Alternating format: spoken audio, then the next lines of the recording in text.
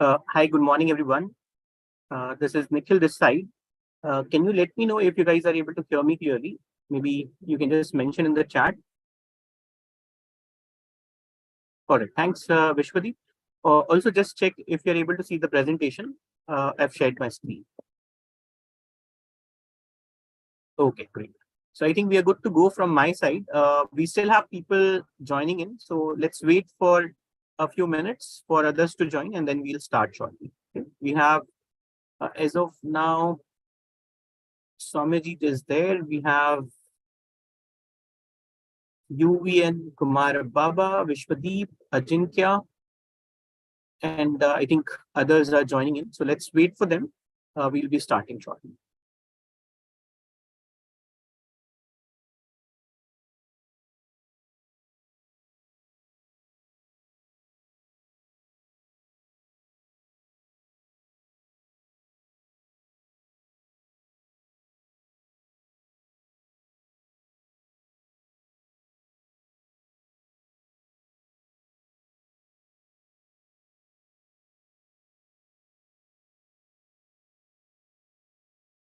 Also, Pranjay, if you're there, can I know if participants can also speak?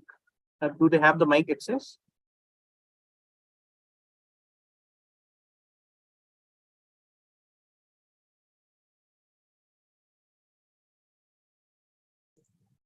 Hey, hi Nikhil. Good morning. I think we participants also have the access to speak. Oh, thanks, Praneet. So I think that will be good for the interactions. Okay, we are close to 10 people now. We'll still wait for a few minutes.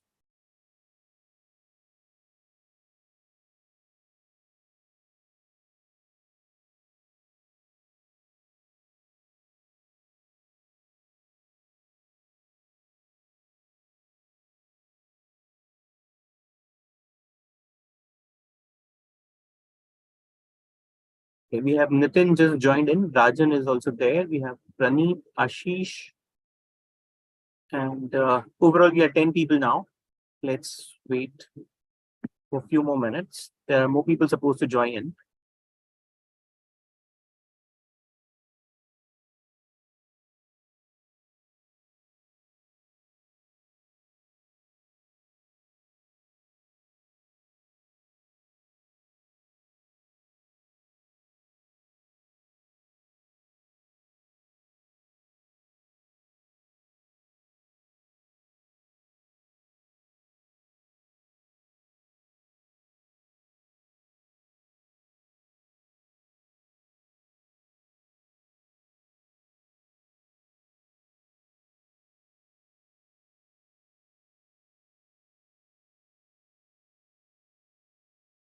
Hey, hi, good morning, Nitin. So we're just waiting for others to join in, and we'll be starting. I guess by 10:35 we should be starting.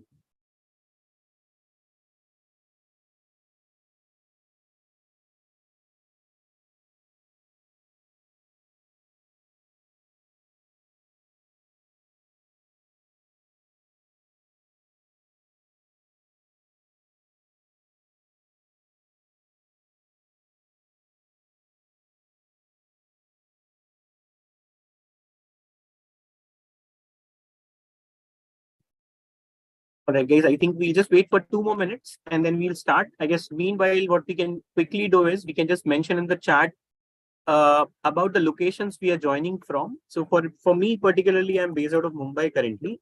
You guys can also type in your locations. Let's just check by the time where are people joining from. We have Ashish from Bangalore. Praneet is joining from Chennai. Okay, we have UBN also from Bangalore. 2 people from Bangalore then. Vishwadeep is joining from Noida. Swamijit is there from Kolkata. So we have all the regions of India covered roughly, northeast, southwest. We have Ajinkya from Pune. Nitin is joining from Nagaland, Dimapur. All right, great. Rajan is also there from Bangalore. So we have quite a few people, I guess 3 people from Bangalore. And then we have people from all over. I guess 1 person from the north, 2 people from the western side, and then we have quite a couple of people from the east as well. Okay, we have Praneet from Chennai. We have 1 more person who has just joined in, Nishant, I guess. So Nishant, we were just waiting for others to join in. We'll be starting at in the next 1 minute. I think we're good to go. And by the time we were just sharing the locations where we are joining from. Okay, guys, I think we are good to go. We'll start off with our session for today. And meanwhile, others will be joining in.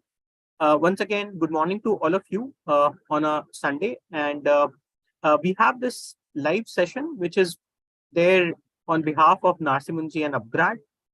The topic that we have is the module that you guys are attempting, which is marketing, web, and social media analytics. Okay. I've also been given a rough idea of the background of the people over here, but I think it would be still good to, quickly get to understand all of our background context from the professional perspective. And that would help me to position the topic as well as the entire modules and the sessions going forward in a way that all of us can benefit and probably implement on the real life industry sites. That is how we will kind of go through all these live sessions that we have. And along with that, there will be some projects, simulations. So we'll discuss about them. The session today is going to give you a broad overview of the area of marketing, web, and social media analytics. Along with that, we will try to have a good rapport building so that we are able to maybe bring out our own personal experiences and discuss this constructively over here so that we can do some real life implementations. I'll share things from my perspective. At any point of time, if you guys have any questions, queries, clarifications, please feel free to let me know during the session at any point of time or towards the end of the session as well, we can discuss. The idea would be to, stick to the practical side of learnings, because that is something which can be a more value add rather than just knowing the concepts. So that is the overall mode. And over here, I'll just open it up for you guys to do a quick round of introduction. And how will we go about that is you can use the chat and type 2 things about yourself, total years of work experience that you are coming with, and the domain you have worked. Okay, so the domain would be, let's say, a particular industry or a particular function. You can start typing in the chat, or if you want to talk about it, feel free. Okay, so we can go ahead and anyone of you, if you want to start, you can speak about it, or it'll be good to kind of quickly know about you guys. And then I think it will be easy for me also to bring the session context in the right perspective. Okay, so you can just mention about yourself in the chat, your total years of work experience, and the domain you're coming from. For example, marketing, sales, operations, technology, IT side, and so on and so forth. Okay, so we have Ashish Singh, 16 years of work experience in telecom industry, currently working with Nokia Solutions. All right, very nice. So we have one person from telecom background. Praneet comes with 5 years of work experience, and you're working in Accenture, working as a senior business analyst, having work experience in the telecom and banking. All right, great. So we have 2 people roughly experience in telecom. Also, Praneet mentioned about banking as well.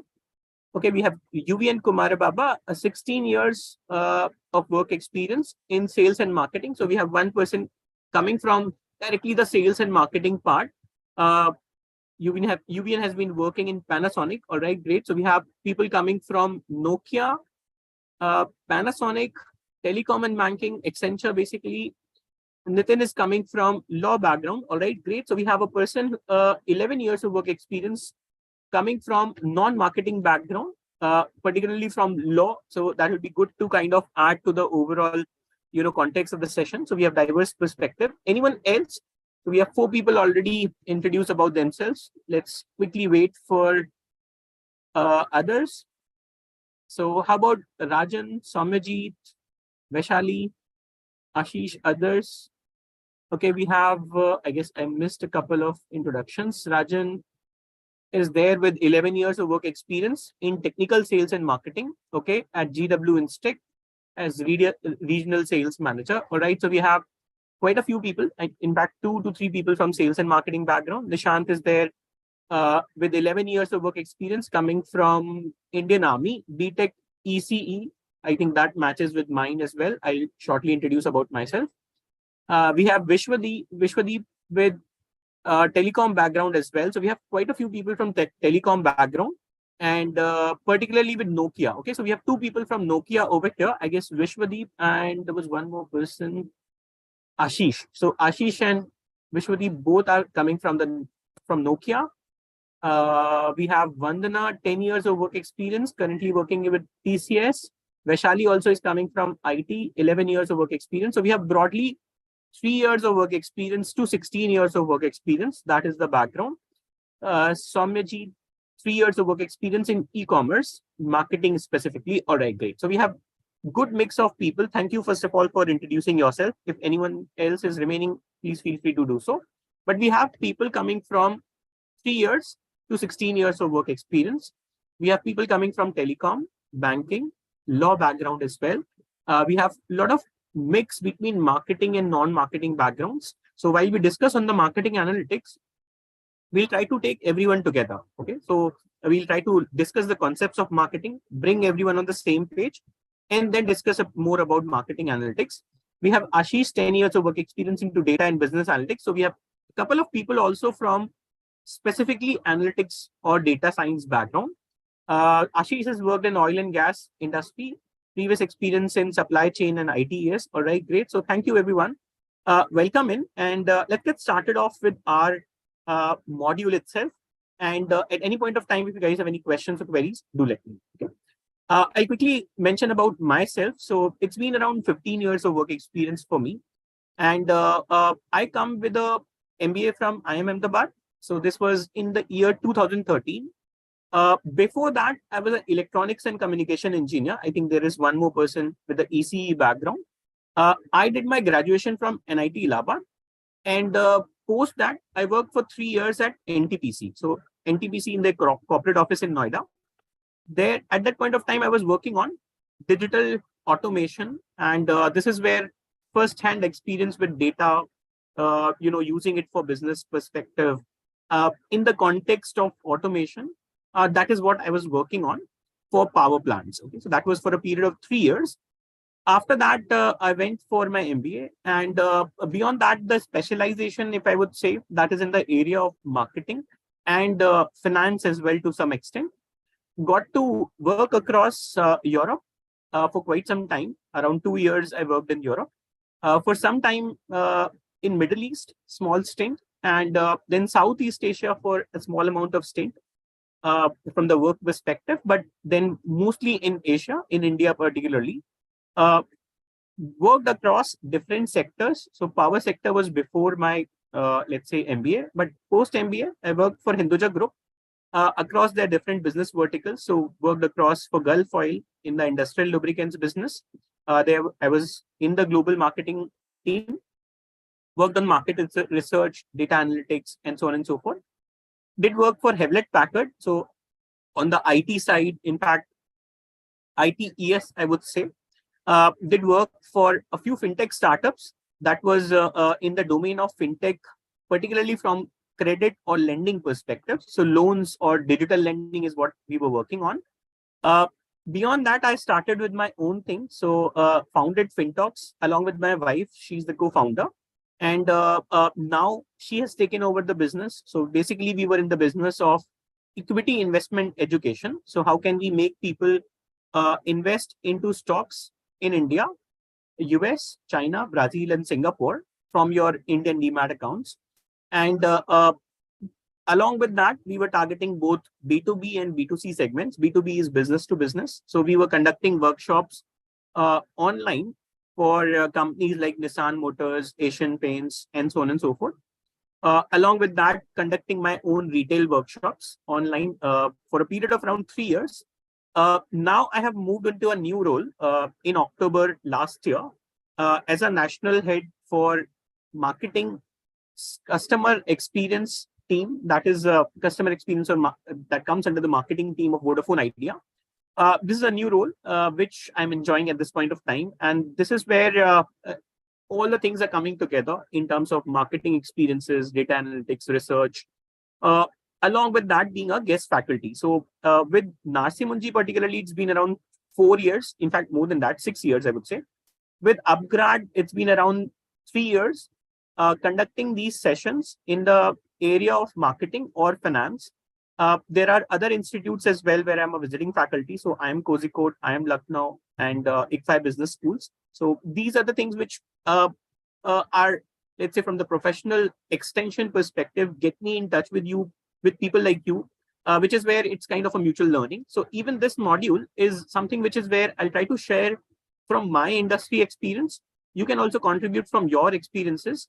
And the idea should be to kind of constructively take something that you guys can implement in your careers, in your industry work. Let's say apart from work, I'm interested in reading, so I read a lot, and investing as such. So stock market investing is something which is close to what I do in my free time, or let's say parallelly building a portfolio. Traveling is another thing, which is where the personal plan was to travel 100 countries. 35 countries were traveled till now. Now things will revive going forward. This is something which is all about me. Now, what is there for you is something which is more important. We have set the context. I've tried to understand you guys. I've shared about myself.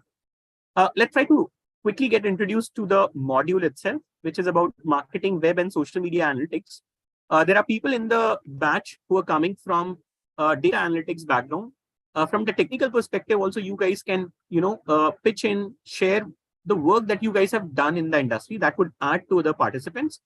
I'll also try to give you a context of marketing so that all of us are on the same page. Okay. So over here, these are the course objectives, what you can expect. And do let me know if you have any specific feedback. If you want me to cover something else, do let me know. From the course perspective, we will identify different applications of data science in marketing. Now, especially in the world where we are, we have a lot of data getting generated.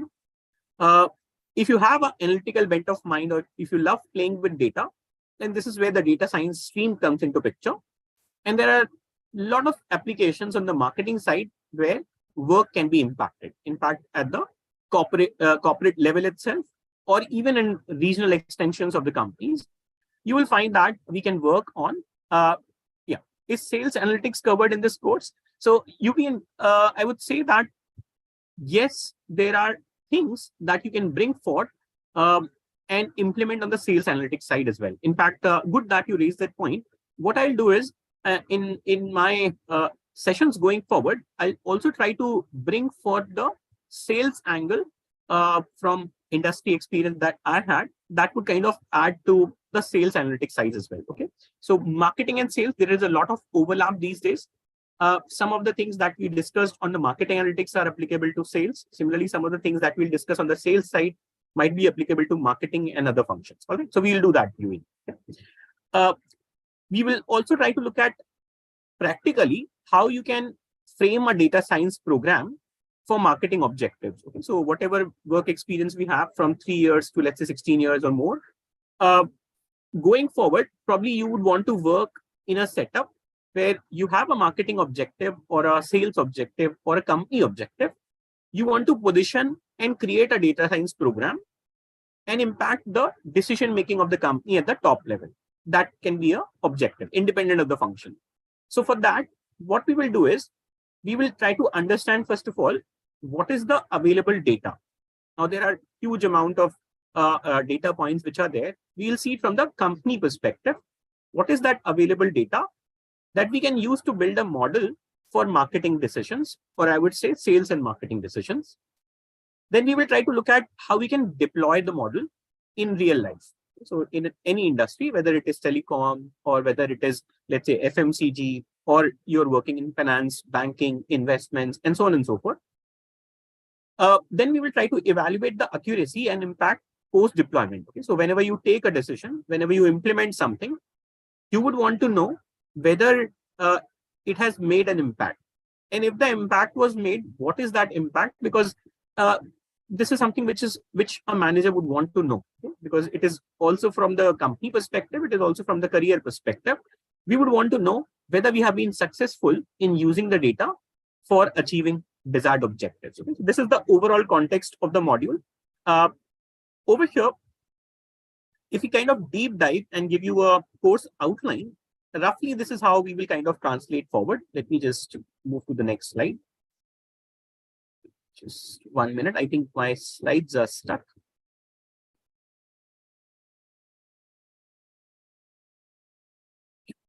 Are you guys able to see this course plan slide? I've just moved. Yeah. Yes, sir. Yes, sir. Okay, good. So over here, let's look at the course outline. There are two parts to the learning mechanism which is being followed for this module particularly. So there is something called as asynchronous content. So asynchronous content is, for example, for all of you guys as working professionals, I'm sure that time will be a constraint. So there is asynchronous content which has been built, which you guys should go through at your convenience. Okay, so there will be like 5 modules overall. The module 5 is about case studies, which is kind of optional. I will try to cover the case studies which are relevant in the synchronous content or these live sessions that we are having. Otherwise, you have module 1, 2, 3, and 4, which is kind of a reading material available to you to understand the concept before we come into the session itself, except the module 1. Okay? So I guess just a question for you guys. Have you been able to access these modules as of now? Or I think it might happen after our first live session. Okay, you're able to do that. Okay, great. So then in that case, have you guys gone through module 1? Were you able to go through module 1? Which is about the course overview. Okay, UVN is saying yes. All right. Anyone else, yes or no? You can quickly mention in the chat. Okay, so I guess most of you guys have gone through the module. Just in case if anyone has not been able to, don't worry. So over here, I'll share with you the outline also, how the sessions are planned. But basically, as a best practice, what we can follow is before our session going forward, let's say live session 2 onwards, you can go through the respective module. Okay, so let's say module 2 is mapped to live session 2, module 3 is mapped to live session 3, and module 4 is mapped to live session 4. Okay, so module 1, we try to keep it, let's say, open, because sometimes people are not able to kind of go through the module 1 before the live session start. So here in our live session 1, I'll try to cover all the concepts which are required for all of us to pick up, whether we are coming from marketing background or sales background or non-sales and marketing background. We will try to understand marketing analytics conceptually from that perspective today. Then from the next session onwards, we pick up on 3 different modules which are required for framing the data science program for sales and marketing objectives. Consumer behavior analytics is the first thing. So we look at what do we need to look at from our customers or consumers' point of view. What is that data? How do we capture that? What are those decisions that we will take on the basis of that? That is what is about the first, let's say, subject-based module, module number 2. And then from there onwards, we will move towards some important decisions that you guys will be implementing in your organizations, especially on the marketing and sales front. You will take product decisions, you will take pricing related decisions. There are others as well. For example, distribution is critical to sales.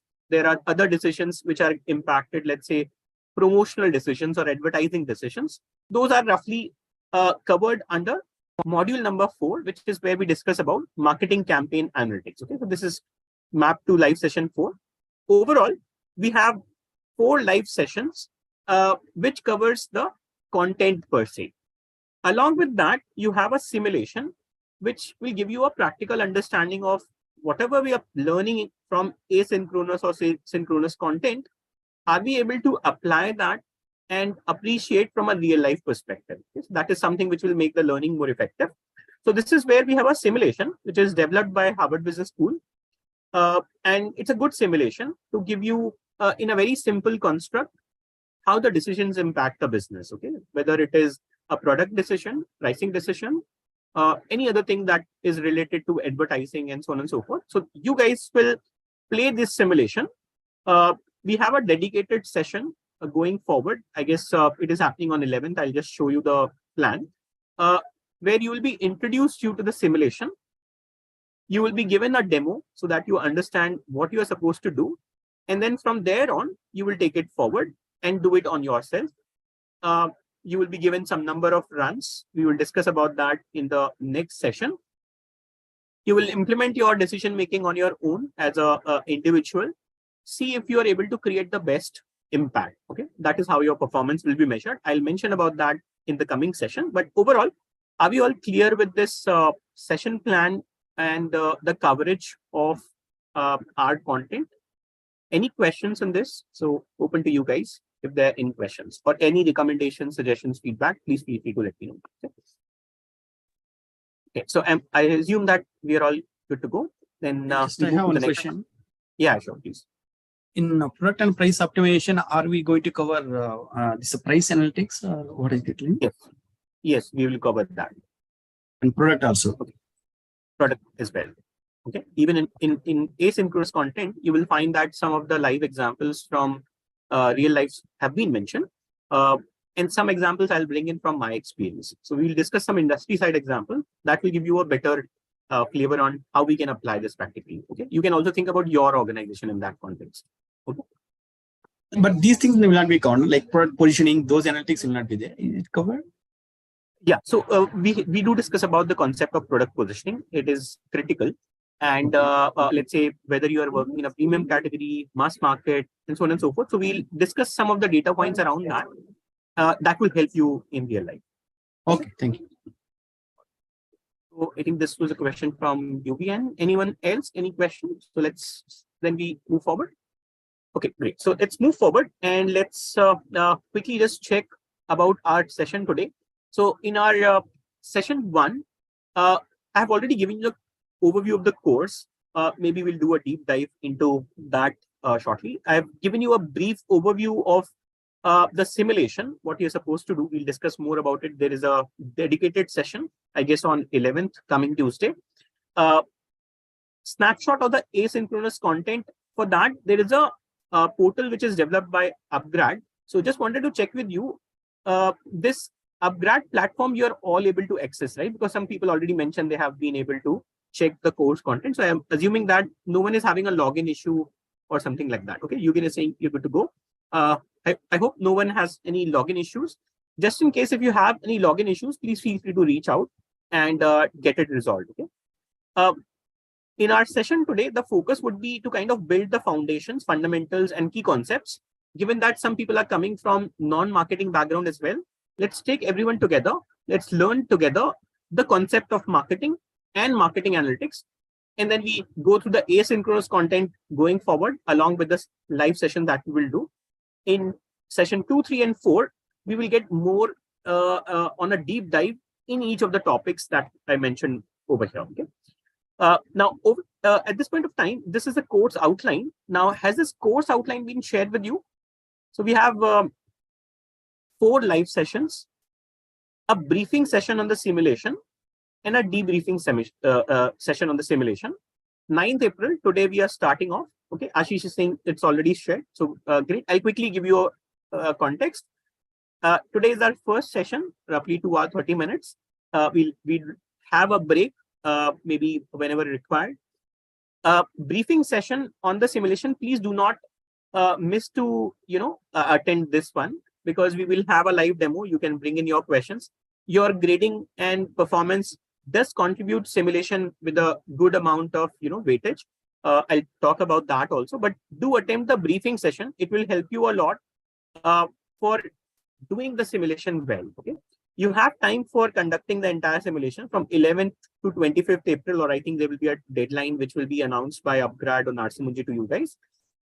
We have a next session on the coming weekend. So let's say 15th and 16th April, we have 2 sessions back to back over here. Live session 4 is 22nd April. This is our last live session. So these 4 sessions will cover the module from the live session perspective, the concept perspective. And after you guys are done with the simulation, we'll have a debriefing. Okay? Debriefing will be about what are the learnings from the simulations, what went well, what did not go well in your batch, who performed the best in terms of the simulation, what was their thought process. Maybe we'll ask the participants to kind of share their perspective, bring out insights from what worked from them, what were the mistakes, what could be avoided in real life. These are the things which will help us to be confident about the course content. Okay. Overall, about your course assessment, also I thought it would be good to mention upfront so that there are no confusions. You have a project which is a simulation. There are 40 marks for that. So that is like 40% weightage. You have a term and exam, which is 60 marks or 60% weightage. Okay, this is how things are. Now, as far as the project is concerned, you have this simulation, which let me just check. Have you guys got the link for the simulation as of now? This is a simulation from Harvard Business School. Have you got the login credentials and link? Have they been shared with you?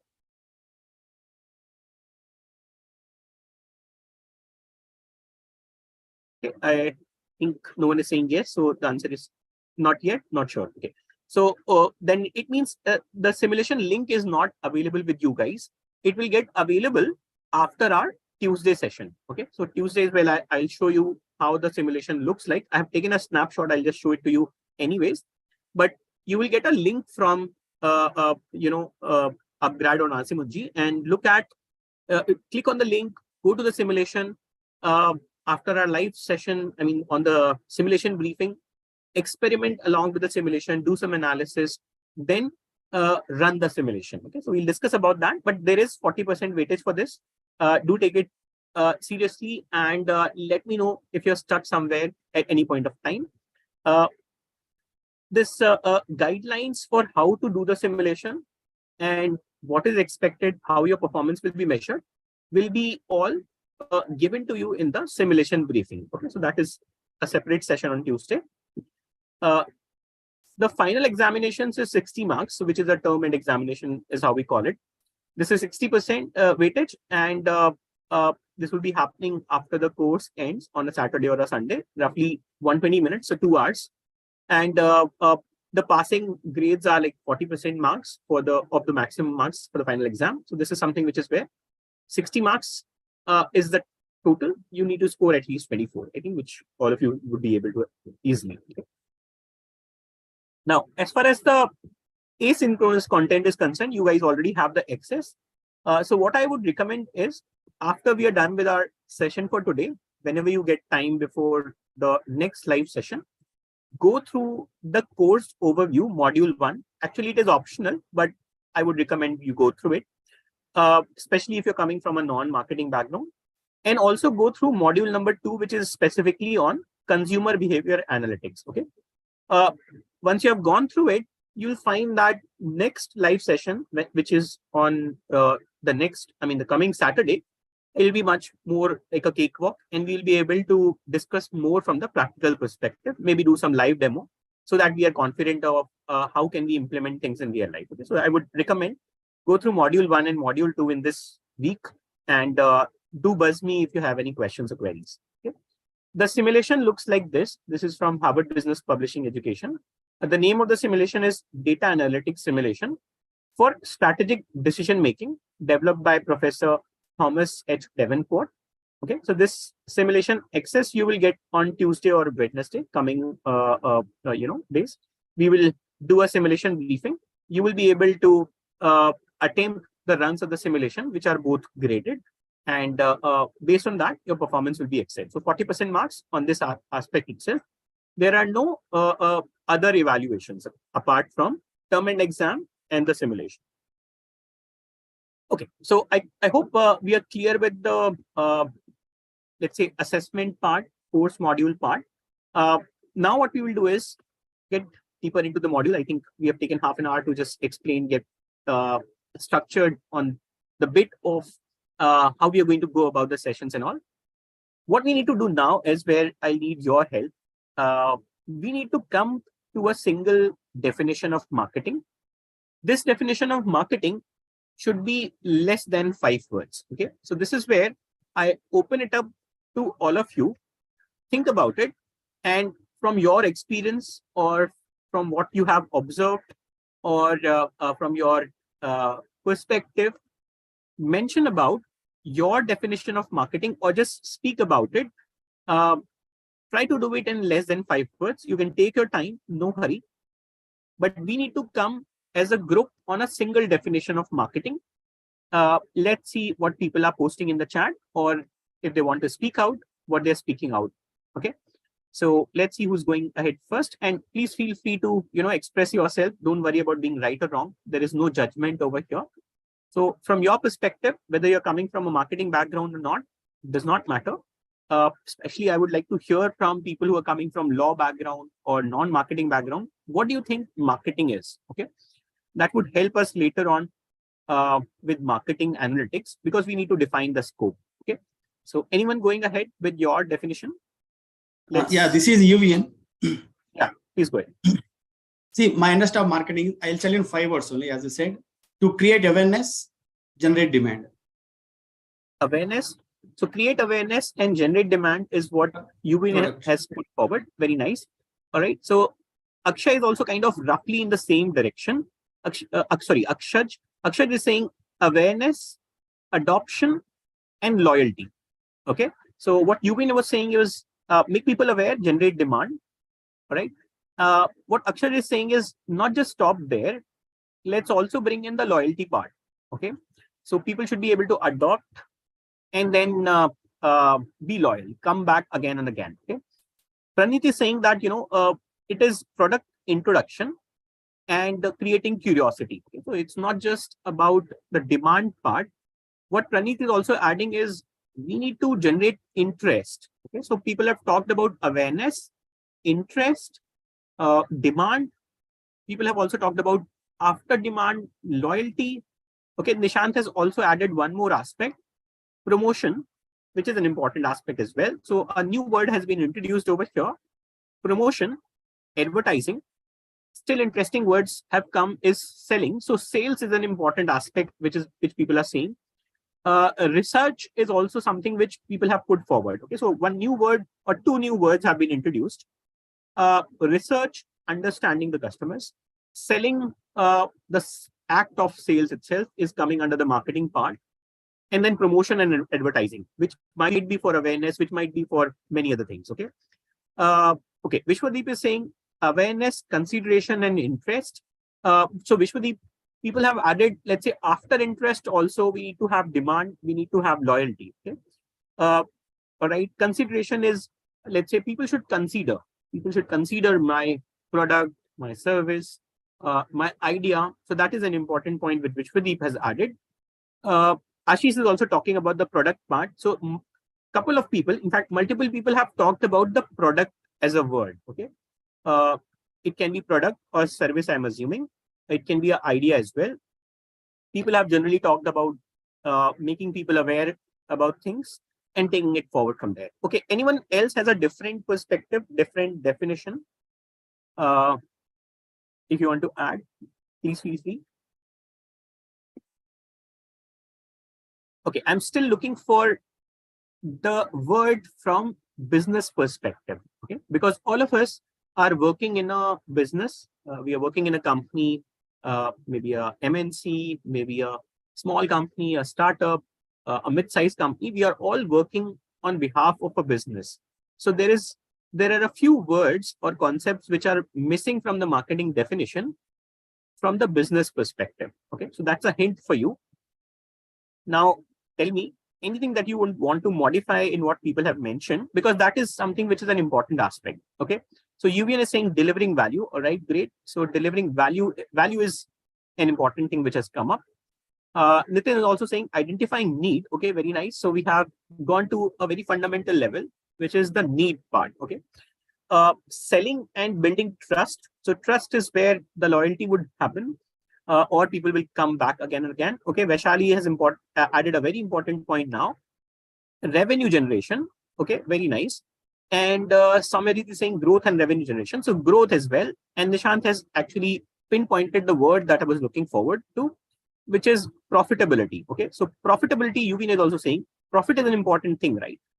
Whenever we do business, in fact, all of you, if you're trying to start something on your own, or if you have plans, you would want to own a business which is profitable. You would want to own a business which is growing. There is a revenue aspect. Okay. So now we have a lot of points which have been introduced. We need to converge on a single definition. And you will find that this is important from a real life perspective, because you will find that when you work in an industry or a company, most people think that they know marketing. Okay, most people think that whatever their definition of marketing is there, that is the one which is the marketing concept. Okay, so over here we need to kind of look at from our exercise, which is where I asked you to define marketing in less than 5 words. These are the words which generally you will find in the industry and the any company that you work at. People will say that we need to do research. In marketing, we try to understand the need, the customer, the requirements. We need to understand the customer itself. For example, North India is different as compared to South India, East is different as compared to West, and so on and so forth. It might be about innovation, maybe creating a better product. It might be about advertising. We need to make people aware. We need to reach out to existing customers, create a loyalty. It can be about a solution building, solving problems, concept or a product, branding as well, which is a word which we didn't touch upon in our conversation. It can be about strategy for growth, revenue, profits, opportunity, and so on and so forth. Okay, so these are the things that generally you will find everyone talks about, which is true as well. Okay, so yes, marketing is about these pieces, but one piece that if I tell from my experience, especially in my experience at IMA, one of the professors did mention that if you have to define marketing in less than 5 words, then for your lifetime, remember about just one definition, that marketing is all about meeting needs profitably. Okay, and this meeting needs in a profitable way is from the business perspective. Now, whose needs should we meet? That is also an important question. So for that, I have another exercise for you. For now, we understand that all other things that we do, whether it is advertising, whether it is, let's say, creating a product, testing it out, and so on and so forth, or let's say creating value, all those things are included in this definition. As a marketer, or let's say as a sales function, as an operational guy, as a business person, we want to meet the needs in a profitable way. This is what Kotler also says. Kotler is a very, respected professor, and also many books people refer from Kotler, Professor Kotler as well. Philip Kotler is the full name for him. But this is one concept that we should definitely carry forward from our session number 1. Okay. Now coming to the next concept. This is where I have a question for you guys, and individually you can give your decisions. Okay. The question over here is, we have one store. Okay, and suppose you are the store owner. Okay, let's say in Delhi we have this store. You own the store in a local setup. You have limited number of local customers. Okay, so let's say you can count them. You have over here 3 plus 3, 6, 8 customers are there in your vicinity, and you are a very small store catering to the needs of these 8 customers. Okay. Now, in this case, the question to you, all of you, is, will you do marketing in this case? And you have to answer yes or no. Okay, you don't have to give any reasons or any justifications. You just have to say yes or no. You are the owner of the small store. Do you need marketing for reaching out to these 8 customers? Okay, Vishwadev is saying yes, Nishant is saying no. Okay, let's hear it from everyone, and then let's see what is the mix. Okay, Eugene is saying yes. How about others? And don't worry about being right or wrong. You just give your opinion, your perspective, and let's see what is the mix. Okay. Okay. Anyone else? So can you guys quickly put in your? We have 18 people, so I request others if you can quickly type in your responses. We will move forward.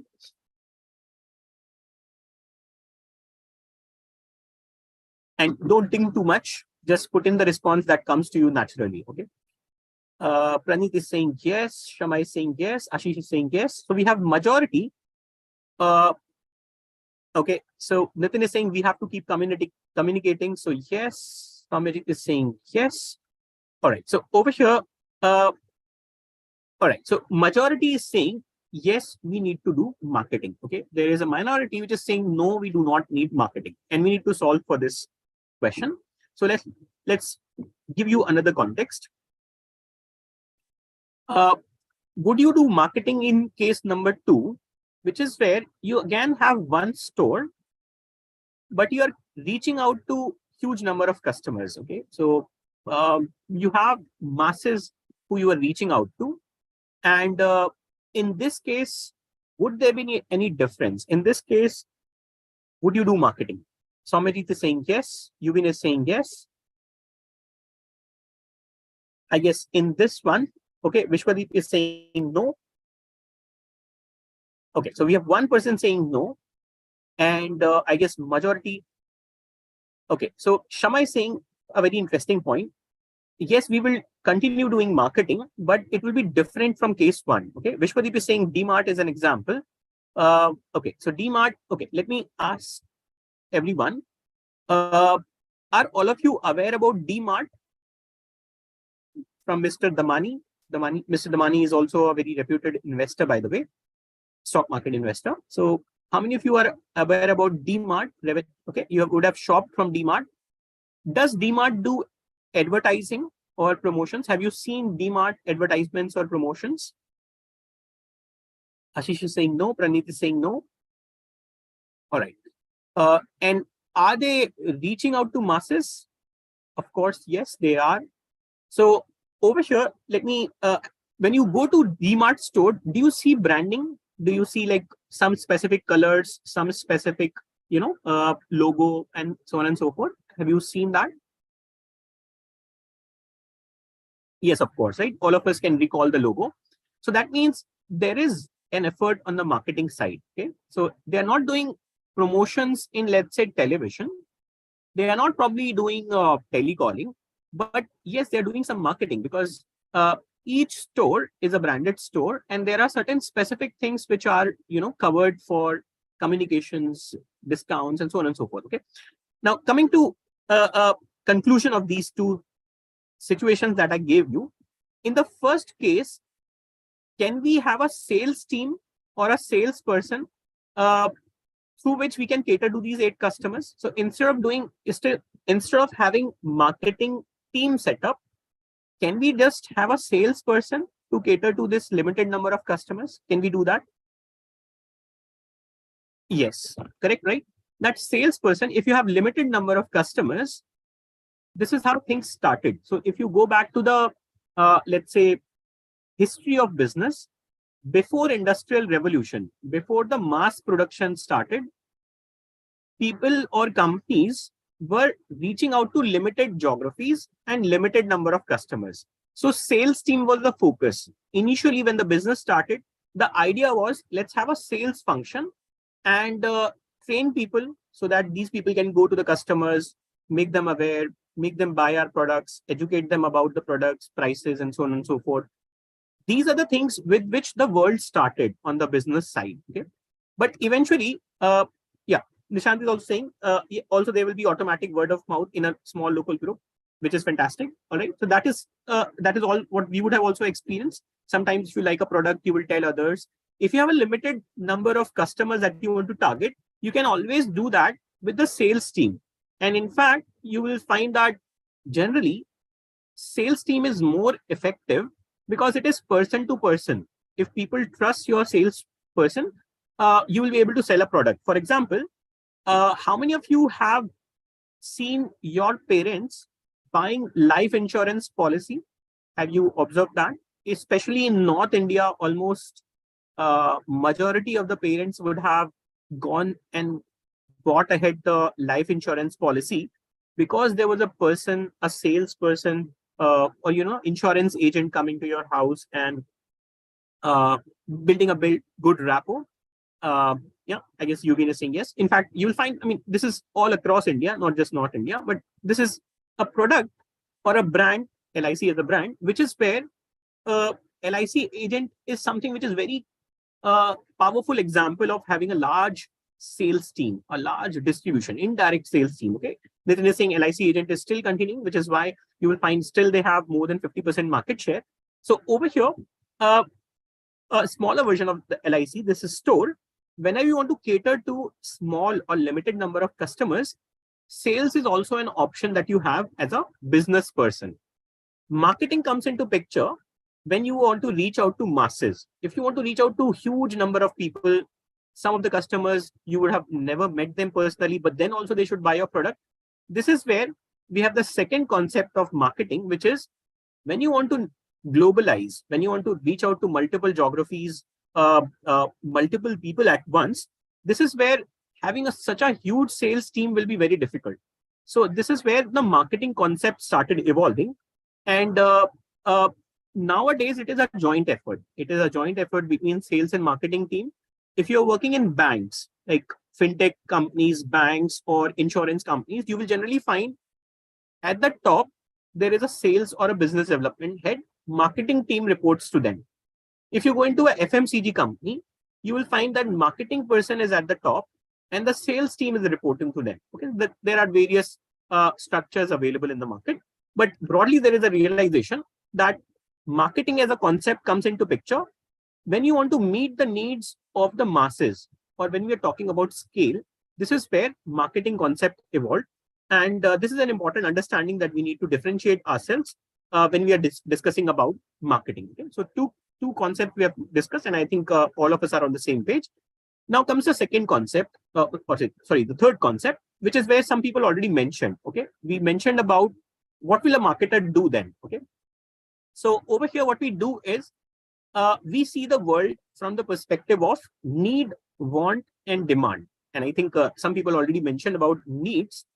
These needs are from the concept perspective, we are saying that, this is the most basic requirement. So, for example, we need water to survive, all of us.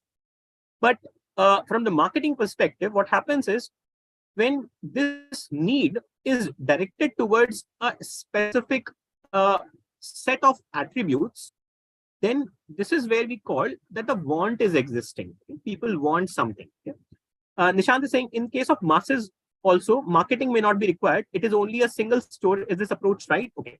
So good that you asked that question. So let me open it up for everyone. In case of masses, also marketing may not be required. It is only a single store. So let me give you an example. Have you seen any, let's say, store owner in a particular, let's say, vicinity in your locations itself, which has grown the business, started with just one store and then slowly and slowly reached out to multiple people and then started expanding, adding more stores? That is generally the story, right? Have you observed any such business in your surroundings? I mean, local geography, because I know of a sweet shop. So I come from a town called as Jhansi. Okay, I'm not sure how many of you have been there. So in Jhansi, we had one sweet shop owner, started with one store, and that store was just catering to the normal local crowd. Then from that store itself, he started supplying to the nearby location, nearby villages, cities, and so on and so forth. The demand was such that it led to opening of a new store in the nearby cities like Gwalior and so on and so forth. Okay. So Nishant, to answer your question, marketing might not be required if you don't want to grow. You can do away with your local sales approach if you want to stay local. But if you want to grow the business, if you want to kind of take it forward and accelerate the growth, this is where, Nishant, we will bring in the marketing perspective. Okay? So from the historical business aspects, it is generally seen that businesses are always in the expansion mode. Every business owner would want to kind of grow further. That is where marketing accelerates the process, okay? Or it is much more efficient in terms of expanding. You cannot keep on hiring more and more salespeople, and managing them itself is a task. So beyond a particular scale, it is marketing which can help you. Nowadays, you can actually, let's say with internet being in picture, nowadays you don't need to even open a store. We can have an online website, and through that itself, you can sell things across. Okay. So for example, in case of our own experience, when me and my wife, we were deciding about Fintalks, which is the company we were running, we just never opened a physical, location. even our office was, people worked from home. We just kept our website, which is still there. And from that website itself, currently the customers that are there are from 34 countries. Okay? So 34 countries across the globe. People participated. These are Indians who participated and wanted to learn how can they kind of transfer money back to India and invest in Indian stock markets. Okay, so we don't even need a store. For our approach, what we did was no salespeople were hired. We did all the things through digital marketing. Okay, so that is where it can be a second example to correlate with what you asked for. Okay? All right, I hope I have clarified your point. If you have any question further, do let me know. Okay, good. All right, so let's look at the next part. We were discussing about the want part, which is where I mentioned that, if as a business person, you create an idea or a product which people are looking forward to, want, then you have already achieved a second level of success. The third level of success comes when we start discussing demand, which is where I think UVN or someone else was saying that generating demand or managing demand is the task of a marketer, which is true. As a marketer, for all of us, we create a demand for the product which we are creating by combining the attributes. Okay, so when people are wanting something and they are ready to pay for it, pay money for it, then this is where we have created a demand. And this is the differentiation which all of us should understand between need, want, and demand. Need is basic requirement. Want is when we want specific attributes. Want backed by price or money paying capability or capacity or interest, then this is where we have generated demand. Now, when we study marketing data analytics, our questions, most of the questions should be, is there some demand that we have created? That is where the price analytics comes into picture. Is there a product which people like? Okay, so that is where product analytics comes into picture. That is the want stage. Is there a fundamental proposition that we are kind of dealing with? That is where we are basically questioning the basic requirements of human beings, societies, and so on and so forth. That is where the conceptual analytics, descriptive analytics, exploratory research, these are the concepts which come up. We'll discuss about them in the future. But over here, let's take it forward and let me ask you another quick question. Have you heard about Maslow's pyramid? Abraham Maslow is the person which, okay, UVN is saying yes. How about others? Maybe in our graduation days or MBA, if someone has done, you would have come across Maslow's. Okay, so Maslow's pyramid is basically, okay, Vishwadeep is also saying yes. I guess all of you have heard about this. This is how the pyramid looks like. Okay, so we have, let's say, the way we conduct our life, and you can compare this with, if you look at the concept of religions also. For example, I'll take an example of Bhagavad Gita. In Bhagavad Gita also, life is described in 4 different segments. Okay, so you have a first segment which will coincide with physiological or safety needs over here. So when we are leading our life, depending on our age, the first thing is it is about survival. So we first look at, are our physiological needs satisfied? Do we have good air, good water, all good to go on the survival part? Then the safety needs, is there personal security? Are we employed? Good resources, health is fine, and so on and so forth. If human beings have their physiological and safety needs taken care of, then we start looking for love and belongingness. Now, these things can be happening in parallel as well. But the third level of needs is love and belonging, which is where it is about relationships, sense of connection, and so on and so forth. If these 3 needs are good to go, then people start desiring about respect, self-esteem, status, recognition, and so on and so forth. And finally, it culminates into self-actualization. And if we are able to kind of have self-actualization, then this is where we say that, people or maybe our target customers or audience have moved from the bottom of the need theories to the top. Okay, so depending on the age, depending on the target audience, this is the story which is broadly going on based on the age of my target audience. Okay, now over here, the question to you guys is, you see over here that physiological, safety, love and esteem, love and belonging and esteem needs. These are certain needs which have something in common, which is different from self-actualization. So as a marketer, I have a question for you.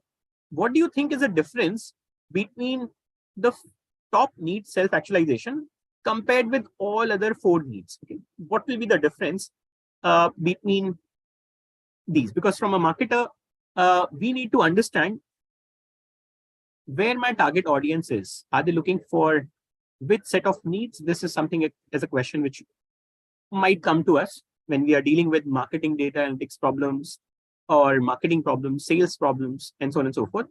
So from your experience, what do you think changes when a person moves from first 4 needs to the need for self-actualization? You can talk about your personal self as well, okay? So let's say if I talk about myself, probably physiological needs are taken care of, safety is good to go, love and belonging is there, we have a family. Esteem needs is something which we are working on, probably not at this point of let's say point of time in my life. I would be looking at self-actualization, but maybe 5 years, 10 years after now, if things are good to go on the esteem, then probably I'll start thinking about self-actualization. Maybe that will be my primary need. Okay. Now you guys tell me what would change then? Any difference between first 4 and the top? Anyone? And don't worry about being right or wrong. You can speak about your opinion.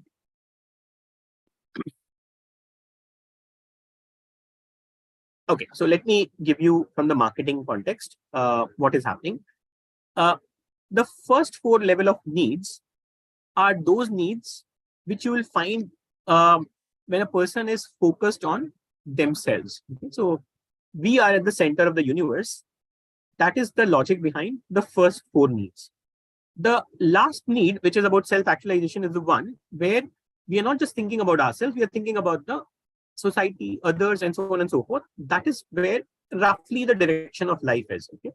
Now, in this context, the marketing part that we need to understand also is needs change and they vary across segments. So when you look at maybe segmentation analytics going forward in our next session, you'll find that these needs, different segments of population, age-wise, gender-wise, and so on and so forth, these needs change. So when we deal with marketing analytics problems, these are the concepts which we might be dealing with. Now, taking it forward from here, what we've discussed till now is the story of marketing and how the marketing concept has evolved. This is what roughly happens. Marketing will keep on evolving because this has happened in the past also. Initially, when businesses started, production is where the main focus was.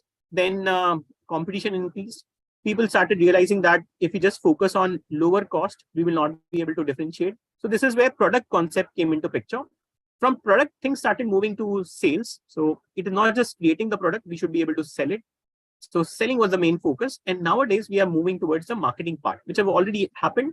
And this is where we are discussing about marketing, web, social media analytics, and data analytics that we want to bring. Okay? Now, we are also all living in a world which is much more connected, much more digital. So this is where we have a data-driven marketing world. A lot of data is getting generated. Specific, let's say, point or a metric that we should look at is, let's say, internet penetration. So can you guys let me know what is the internet penetration that we have in India out of the population that we have? What percentage of population is using internet? That will give us an idea about what kind of data is getting generated. Okay. Any quick guesses? What percentage of population in India is using internet? Take a guess and don't worry about being right or wrong. You can just give your opinion. Is it more than 50%, less than 50%? Okay, you've been saying 50%. How about others? Anyone else would like to add? So in India, especially after Geo coming into picture, the data generation, after a lot of people getting connected to internet, has been, on a tremendous increasing path. Okay? So any metric that you have, which you would like to contribute for this context? So let me put it, 70% is the number. This is the number that you should remember. 70% of the population in India is roughly already on internet or connected to internet. And this is the same situation which is happening globally. Okay? This is how the stats are. In the developed economies, we have more than 80% of the people who are kind of already connected to internet. So a lot of data gets generated through the internet itself these days, particularly for data analytics also, or our, let's say, module. We will see that a lot of data is getting captured through tools which are connected to internet, and we are using them in decision making across different functions. Okay? Overall, more than 50% of the population is active on internet. In Africa, that is one continent which is kind of slightly lagging behind. Otherwise, Asia has picked up quite well. This is where let's move to our second part of the discussion, and let's get specifically into marketing analytics now. I hope we have set up the context for marketing. Let's look at data-driven businesses, data-driven marketing for business in this context. We know about the data source. We know about the marketing as a concept. We will discuss about data analytics now, and there are three areas that we are touching on. Okay? So we have customer analytics. Let's understand the customers. We discussed about need, want, and demand. Let's understand about these aspects. So this customer analytics in deep dive, we will do it in our second session that is entirely dedicated to customer analytics, but we need to set up the basic tenets over here in the current session. Then product and pricing optimization. This is what we need to discuss. In fact, some people also ask questions about this. So this is our session number 3, which is where we get specifically into the marketing mix, which I'll discuss about product, price, promotion, and place. And then we have campaign analytics, which is the last session, which will help us to wind up with the overall context. Now, in order to get into data analytics, let's discuss about a few frameworks. Okay, the frameworks are actually related to what you guys were also mentioning in the chat when I had asked you about what is marketing. Okay, so here is what you guys have mentioned. Some people talked about awareness, interest, and loyalty. This is what roughly is where we are capturing it in IDA model, frequently referred in data analytics. So when you work on behalf of a product, or let's say a service or any company, you would want to understand for my product or proposition, is there any attention that we're getting? Okay, so what this product is, are people looking forward to understanding? So are we getting sufficient understanding, attention from people to understand what are we bringing up for them? If they are looking forward to or they are attentive, are we able to generate interest? Okay? People should be able to say that, we really like it. For example, when TikTok moved out of India and Instagram, brought forward the Reels part, the short video formats, people really liked that. Okay, so this interest is something which is a second aspect that we would want to question. Then desire is where people are really wanting it. Okay, so here we are moving from need level to the want level, and after desire, you want people to take actions. Okay, so action is when you make a purchase, you subscribe to something, and so on and so forth. In our data analytics also, in order to structure things up, we break it into IDA model: attention, interest, desire, and action. And any problem that you are dealing with on the sales side, marketing side, or business side generally, you can refer to the IDA model to create your data analytics program. Now, further from here, let's also kind of look at data analytics from business perspective. So over here, what I'll do is, let me take you through how, from the marketing data analytics perspective, we look at the customers. Okay, so we look at the customers from a journey perspective. Awareness is the first stage. People first get aware before they end up buying something, which makes common sense as well. Now, awareness will happen if we take some actions. Okay? So for this, we need to figure out, should I do promotions? Should I do promotions on, let's say, television, radio, magazines, print, or should I go for digital approach? Okay? Through that, I'll create awareness. Now, awareness is the first stage in the customer journey. And over here, whatever means of awareness we are using, it can be either offline or offline. we call these things as touch point. Okay. So for example, let me ask you about Apple. How many of you are having an Apple iPhone? Anyone over here using or have used Apple iPhone? Or you have observed Apple as a brand? That's also good to go.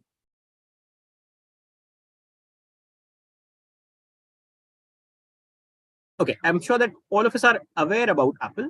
Can you let me know how do you get okay, not having iPhone? So in that case, you can tell me how did you get aware about iPhones?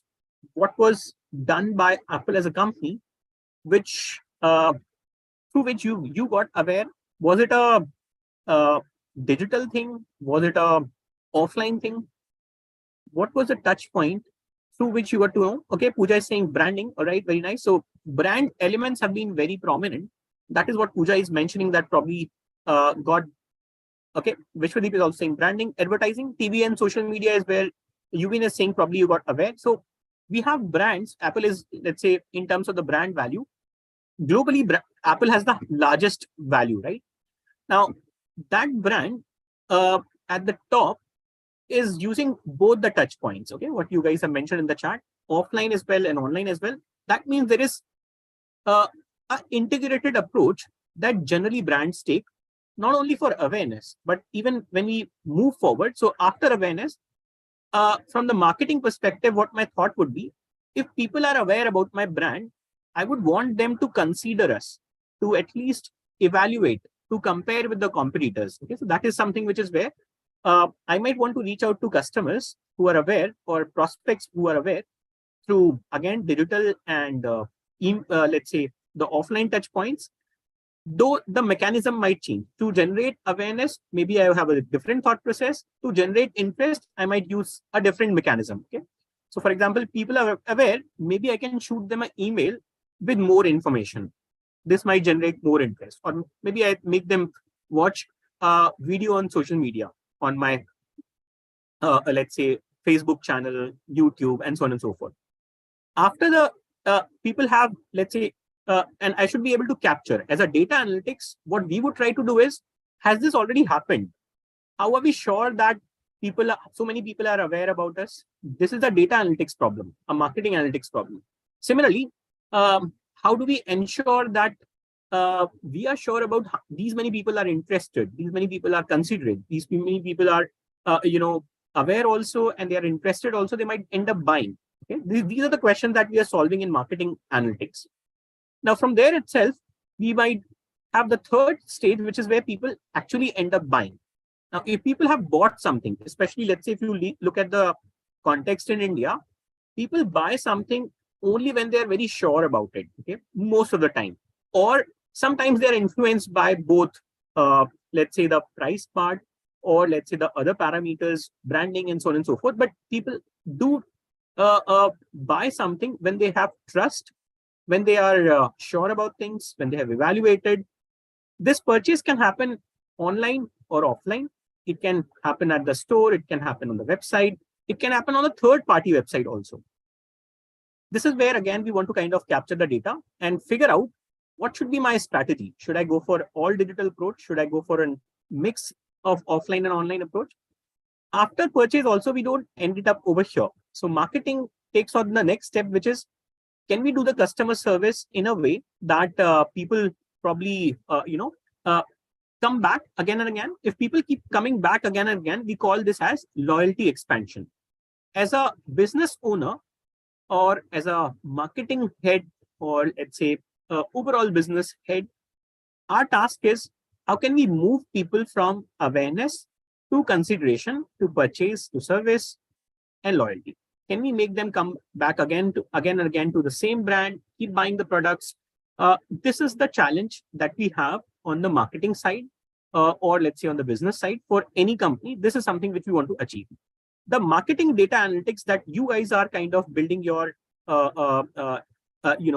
expertise on requires to solve and provide the solution in real life for some of the problems in this journey. Okay, so for example, one question would be, let's say between Amazon and Flipkart, which company is able to convert more customers from awareness to loyalty? Okay. Or from purchase to loyalty? Is it Amazon? Is it Flipkart? If yes, Amazon is doing it, then in that case, how they are able to do that? That is something which is the next question which marketing data analytics might want to solve. Similarly, another question would be, let's say, how come Nykaa is able to sell things digitally with their entire business branding happening through a digital approach? What is the cost of customer acquisition for Nykaa? Are they able to beat Myntra or any other company? Okay. Similarly, let's take examples from a traditional business approach. Let's compare Maruti and let's compare it with Honda. The companies want to understand that can they have a digital marketing strategy which will help them to reach out to more customers, make them more interested, okay, make them more aware about the new product launches that these companies are doing. So those are the questions that we are trying to solve for. For that, the basic prerequisite is we understand this IDA model and also the stages, which is where you should structure your thought for the overall marketing part and the data analytics part. This is where even the module, if you see how we have classified the module, each of the coming sessions, you have a dedicated section which starts with customer analytics. So in the next session, when we start, we discuss on customer analytics. The word customer means people have already bought your products. Okay? After people have bought your products, they know how the product is, how the customer service is, brand experience have been there. They've gone through their usage of the product. You would want to understand what is the interest of these customers to come back again, what were their experiences, and so on and so forth. So this is where we refer to customer analytics or customer behavior analytics. Before this, you might also want to revisit your journey, go onto the top of the funnel. This is a funnel we call awareness, the top of the funnel, loyalty as bottom of the funnel. So let's say top of the funnel, we are saying product and pricing analytics. We would want to question, can I change something in my product? Can I change something in my price, promotion strategy, anything else, distribution, sales strategy, sales support? Can we change that? And would it have an influence on the number of customers we are getting or customer behavior? So this is what we have in our session number 3, product and pricing analytics. And if I go more on the top, this is where we have campaign analytics. Let's go back to awareness itself. Let's work on how are people getting aware. Okay. So this is where I have a question for you. Do you think the way people get aware about a brand like Apple or any other brand, does it make a difference in our minds about perception of that brand? So the question is, the way you get aware about a particular product or a company or a brand, does it make a difference in your perception towards that company or brand or product? Yes, right? So that means as a marketing or a data analytics person, we need to understand campaign analytics as well and figure out what expertise can I build over here and take it to, let's say, the real life industry side, which is where I can contribute in optimizing the overall media plan itself, in optimizing the overall campaigns itself. Okay, so whether it is a marketing campaign or a marketing and a sales effort, and so on and so forth. So broadly, let's say to structure it a bit, when you go through the next 3 live sessions, we are studying from the journey point of view, the customer journey point of view, customer, product, and campaign analytics. Some people, they have very good expertise built in customer behavior analytics. If you go into companies like Amazon, they have a customer engagement technology team. So some of you, if you have a technology background, I think there are few people from IT side. Some people are working in Accenture, for example. If you're coming from that background, you can be a very strong candidate individually in terms of your professional career on the customer analytics side. You should try to pick up what tools, what concepts are required over here, and then which company would want to have you on board for this specifically. Similarly, some people who have sales, who have done sales, who have done business development, who know how the distribution works in India, you have a very good opportunity on product and pricing analytics. This is where all the FMCG companies, banking, fintech companies, okay, Yuvin is saying in this journey, at what stage distribution will be covered? So in the product and pricing analytics, Yuvin, session number 3 is where we cover the distribution part as well. We touch base on that through examples and case studies. Okay. The campaign analytics is for people who have been, I mean, already if you have a marketing experience, campaign analytics is where there is a lot of demand, especially if you want to go outside India in US these days, or maybe Canada, in Europe, particularly Germany. You have good roles available in the campaign analytics space. I mean, I'm just mentioning these because let's say from the career perspective, also you can position yourself. Okay. Overall, for us, all three are important. This is how the course is segmented as well. Let's say if you go into your asynchronous content, you will find that the asynchronous content that is available is divided into these 3 parts: customer analytics, product pricing analytics, and campaign analytics. We follow an approach called as MDM. MDM means methods, data, and metrics.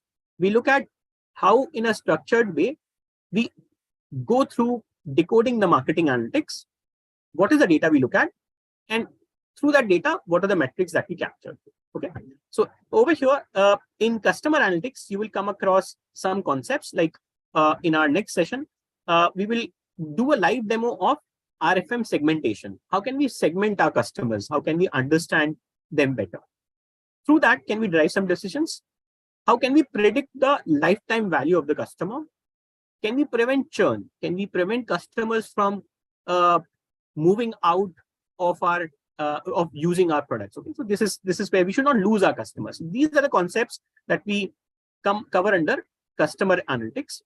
Under product and pricing optimization, this is where we will also bring in the promotion and distribution part, but we'll have the concepts like how do we capture data regarding product pricing, promotion, distribution? How do we look at A/B testing, which is a concept to test marketing ideas? Is there any other market basket analysis which can be done? So how can we evaluate a concept of marketing? These are the things that you can expect from session number 3. And in session number 4, we bring this all together to study about the marketing mix modeling. Now, marketing mix means product, price, promotion, and place. These are 4 important decisions that any company or a marketer works on. This is what we have to contribute towards from the analytics side. How can we model this out? How can we build those data points? Okay? So this is the overall approach. Now, over here, should we take a break, or should we kind of move to the next part? You guys suggest. I think it's 11:50 or so something. Do you guys need a break, or should we continue? Okay, 5 minutes is what you are saying. But other, okay. All right, so let's take a break over here. We will take, I think this concept is a new concept from here on, because we'll get into the business analytics side. So let's take a break for 10 minutes, and let's catch up after 10 minutes to take it forward from here.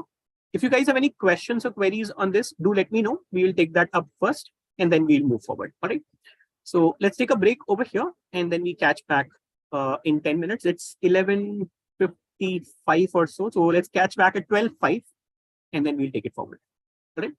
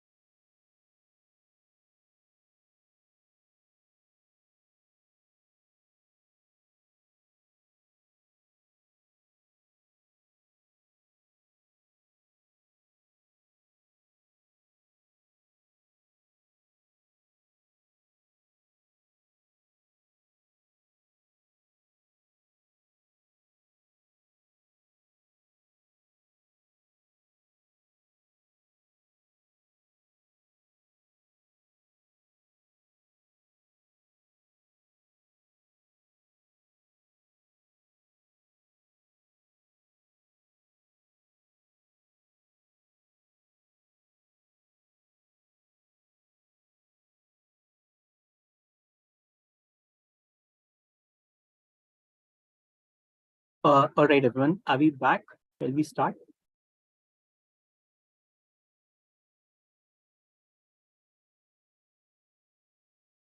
Okay, great.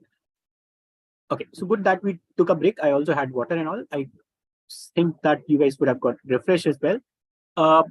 So over here now we are actually getting into something that is important for you guys. Okay, so in terms of business analytics, what exactly is being worked on in the industry side? Okay, so I'm sure that some of you are coming from the data analytics background itself. You would find that broadly there are 4 types of business analytics that people work on. Sometimes the team of data analytics is also built something around these lines. Okay, so we have something called as descriptive analytics, which is where the idea is just to explain what has happened. Okay, so here we're not getting into the reasons, we're not getting into the consequences. We're just saying descriptive analytics defines something which has happened. It's like giving a picture to something that has happened, right? It's like telling your story. For example, if we look at India as a country, can you tell me in the last few days, any important incident which has happened? Can you identify any particular country level incident which happened recently? Okay, CNG, PNG prices have been slashed, and now this is tax change. All right, very nice. So over here we have one major economic development. For example, let's say one of the things which has happened is CNG, PNG prices have been slashed because there's a tax cut. Ashish is also saying there are many other happenings. For example, political issues. There is another important point. Repo rates have remained the same. Now, in all the 3 cases that you guys have mentioned, the descriptive analytics is about what has happened. Okay, so we can explain that RBI did not increase the interest rate. In fact, they were expecting people were expecting a 25 basis point hike, but it didn't happen. Okay, we can get into further sub points and try to understand that this has also happened, this has also happened, and so on and so forth. It is all descriptive. The second part is diagnostic. Okay, so diagnostic explains why a particular thing has happened. Okay, so for example, you guys mentioned about PNG and CNG prices. If we get into the inquiry or audit about why this has happened, why CNG, PNG prices slashed at this point of time, why RBI didn't go for increasing the interest rate, these are the kind of questions you are answering as a data analytics or a data science or a business analytics person at the diagnostic stage. Using the work that has gone at the descriptive and diagnostic part, the next part is to predict.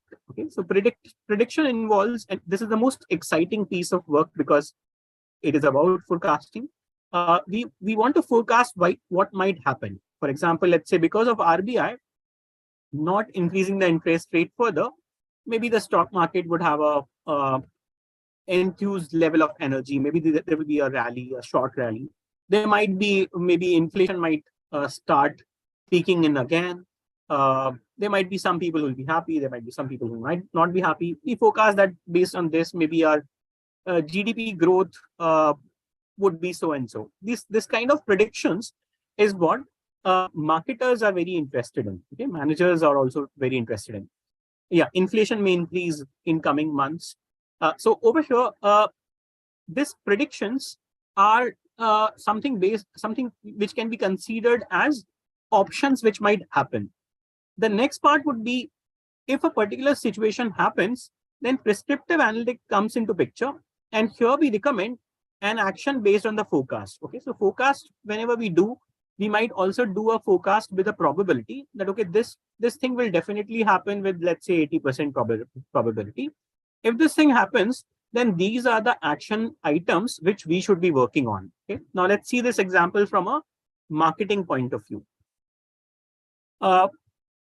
If you look at, let's say, telecom industry, in fact, the next exercise we have is from telecom industry itself.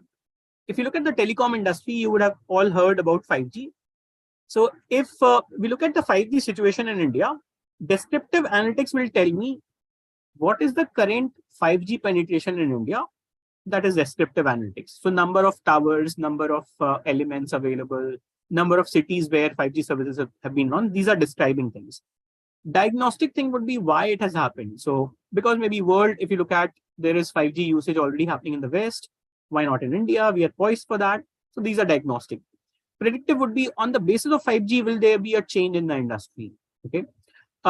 Or Geo would gain a lot of customers. Most of the customers will move to 5G. These are kind of predictions. If these are happening, then what should be the plan for Airtel? What should be the plan for Vodafone Idea? These are the questions which are prescriptive. So this is an example just to understand the 4 areas where all of us would spend time working in the business analytics space. Now, in terms of the broad categorization, just from business usage perspective, the most valuable piece of analytics is prescriptive, and it is also the most complicated. Describing, let's say, things which have already happened is considered to be one level of analytics, maybe the most basic level. The complexity increases as we go beyond. Okay, so typically this is a mind map that you can carry. Prescriptive and predictive analytics, more complicated processes, tools, and also, let's say, the value to the organization can be huge. Okay. Now, in order to understand this further, what we will do is we'll do a group exercise. So we have close to 15 people. So we'll create 2 groups. I'll give you a real life business situation. This is from a product that all of us use, let's say our smartphone networks or mobile phone network data and the voice calling. So telecom industry, in fact, we have 2 people also coming from Nokia over here from telecom background. So they would know telecom pretty well. So let me give you a fact about this industry. I'm sure that all of us know about what has happened in the Indian telecom industry. So we had huge number of telecom players, let's say around 15, 20 players, if we go in the past. And after that, Jio came into the picture. The complete industry kind of went on a revamp. And now we have around 4, 5 major players. Okay? So we have Jio, Airtel, we have BSNL, MTNL also there, and then we have Vodafone Idea. Okay. Can you guys let me know how many of you are, let's see the mix over here. How many of you are using Jio, Airtel, or Vodafone Idea, or BSNL, MTNL? You can just mention your maybe primary network in the chat. Let's see the mix in terms of the participants. That will help me in conducting the exercise. Okay, Akshaj using Jio. All right, I'll just type about myself. So I am using Vodafone Idea. Okay, Vodafone first and Jio another. Nitin is saying, okay, Airtel for Samajit. We have Ashish using Airtel and V. All right, so we have mix of people coming from using all the brands as such. We have Jio customers, we have Airtel customers, and Vodafone Idea customers. So you know how, what kind of service, what kind of products are all there. Now, over here, what I expect from you guys is, we do a exercise, a breakout room exercise. So I'll create the rooms. You will get to be one team, which is the business development team at Jio. Okay. Now, this team, your plan would be you want to expand further and be the undisputed leader while looking at historical plans and performance in India. Okay, you don't have to go into huge amount of depth. You have to look at from the marketing analytics angle. But this is the proposition that you were working on. In this proposition, you have to figure out what is the descriptive, diagnostic, predictive, and prescriptive analytics or parameters you would want to work upon. Okay, so identify as a group what will be the descriptive analytics or numbers that you would want to look at. So define those matrices. Same thing, do it on the diagnostic side, that if you want to kind of be the undisputed leader, then what are the things you would want to kind of inquire further, why a particular thing has happened on the descriptive side. Predict, let's say based on your identification at the descriptive and diagnostic stage, what do you predict, and then prescribe what kind of actions you would want to take. Okay, this is the team Jio who would be working on. Group 2 on the other side has come from business development team of, let's say, Vodafone Idea. You want to survive and make a comeback in the Indian market. And in that context, you again want to look at the industry situation. figure out what descriptive, diagnostic, predictive, and prescriptive parameters you would want to work upon for your team. Okay. We'll do this breakout room for 15 minutes. So it's 12:15. I guess by 12:30 we should be done. And I'll open the breakout room. Each team after that will get 5 minutes to share their findings. We'll jot down the findings in this kind of a table. This will help us to be very clear with, from the business point of view, how people are thinking about descriptive, diagnostic, predictive, and prescriptive analytics. That will form the basis for our next session when we get into the deep dive for consumer behavior analytics. Okay, so I'll just create the breakout rooms. It will be a random distribution. So some people who will go to room number 1, you will be team Geo, and room number 2 will be from Vodafone Idea. Okay, so I'll just create 2 breakout rooms, and you can start off with exercise. Are we all clear with the exercise? I hope before just creating the rooms, I'll just check on that. Are we all good to go? Any questions or queries? So you have 15 minutes, jot down the descriptive, diagnostic, predictive, and prescriptive analytics, and then we discuss. Okay. I hope we are all clear. Yeah, group 1 is Geo, you're correct, UBN. Okay, so I'll just create it.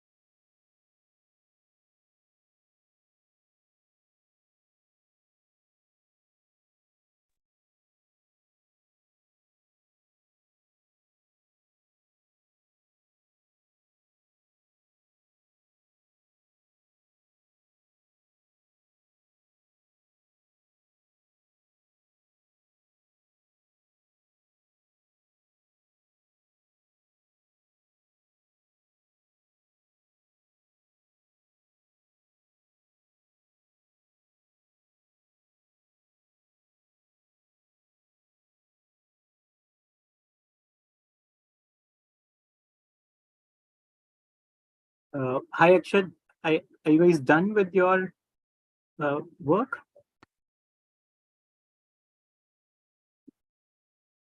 Okay, I guess now everyone is back. Actually, most of the time we took it as a break. Okay, all right. So yeah, Umar Baba has some points for to talk. Yeah. Okay. All right, guys. So I think now everyone is back. Thank you for your efforts in the exercise. Let's quickly check on the findings that would have been there. So we'll go over with whichever group wants to start first. Group 1 is from Geo. Group 2 is from Vodafone Idea. What do you guys suggest? Who's going first? Geo or Vodafone Idea? Geo. Okay, all right. So let's start with Geo then. So you guys suggest what would you? So let's say you are looking forward to growth after what has been there in the industry. So what are the descriptive, diagnostic, predictive, and prescriptive analytics you guys would want to look at? It can be a statement, it can be a metric. Okay? Yeah. First, we want to measure number of subscribers at present.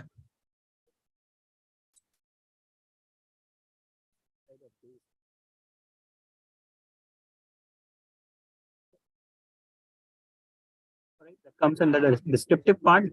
What else? And in that, again, we want to segregate how many are there in voice, how many are there in data. Okay, all right, voice and data split. Right. Third one, number of customers getting connected every month on monthly basis. Okay, so customers wired monthly, right? And at the same time, customer churn out monthly. On a monthly basis. Right, so we have quite a few descriptive metrics that Geo is monitoring. Yeah. Anything else on the descriptive side? Okay, so we move over to the diagnostic part. So the diagnostic part would be about why. Okay, why a particular thing has happened, why a particular progress is being made, and so on and so forth. So anything over here? Yeah, we want to find out why. What is the reason for customers are leaving? Is it because of the scheme? Reason for customers churning out.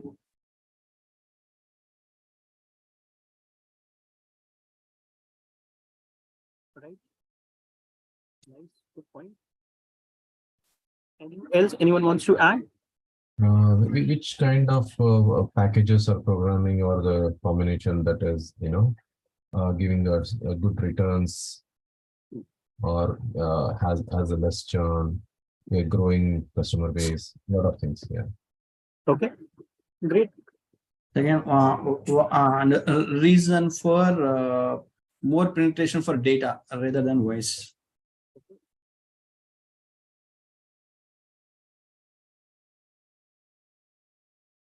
All right, so we have diagnostic covered. This is what Joe is looking at. Sorry, your voice is breaking. Your voice is breaking actually. Is it better now? Now it is audible. Yes. Okay, all right. Okay, on predictive. So what would you like to predict then? So we can predict revenues per quarter for sales forecast.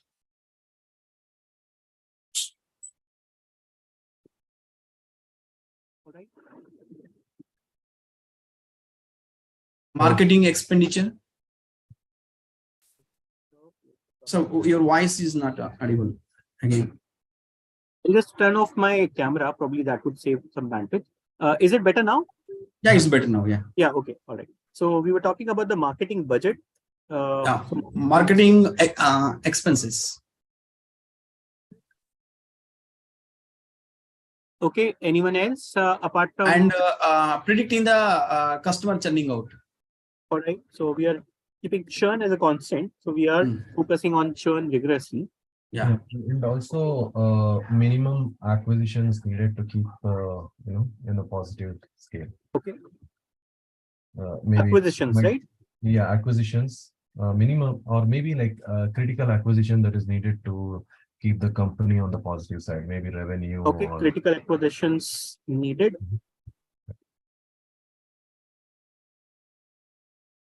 Okay, great. So we have the predicting part. And what would you like to recommend? Okay, so that is where the prescriptive analytics. So this is basically the influence which the analytical person would want to bring in. Okay, so what would you like to prescribe or recommend on what parameters or matrices? Okay? One is loyalty programs in order to retain the customers. Okay, so very nice loyalty programs For retaining the customers for long retention. term.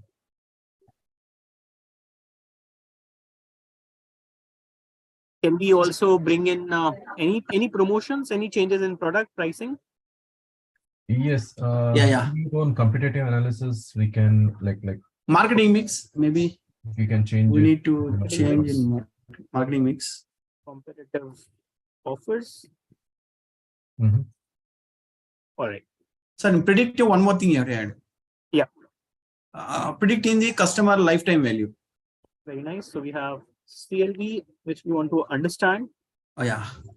Okay, great. So Geo team has over here, looked at various aspects, which is where they want to kind of look at what has gone in the historical perspective, what is happening basically, why this is happening, what would we want to kind of forecast, and based on that, what will be our recommendations, which is the plan that they're working on. Okay, let's move to team Vodafone Idea. Let's see from them. You are in a different situation. You have lost grounds to Geo and you want to make a comeback. Okay, so let's see what they want to look at. Team Vodafone Idea, over to you guys.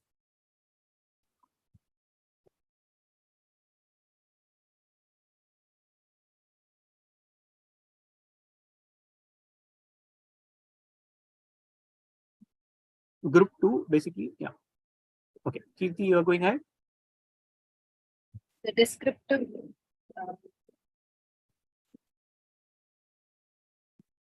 Yeah, please go ahead.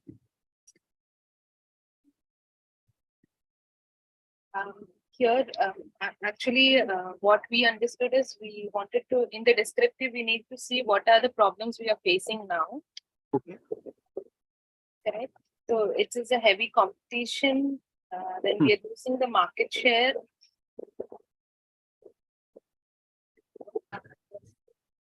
We are looking at the problems that the company is facing.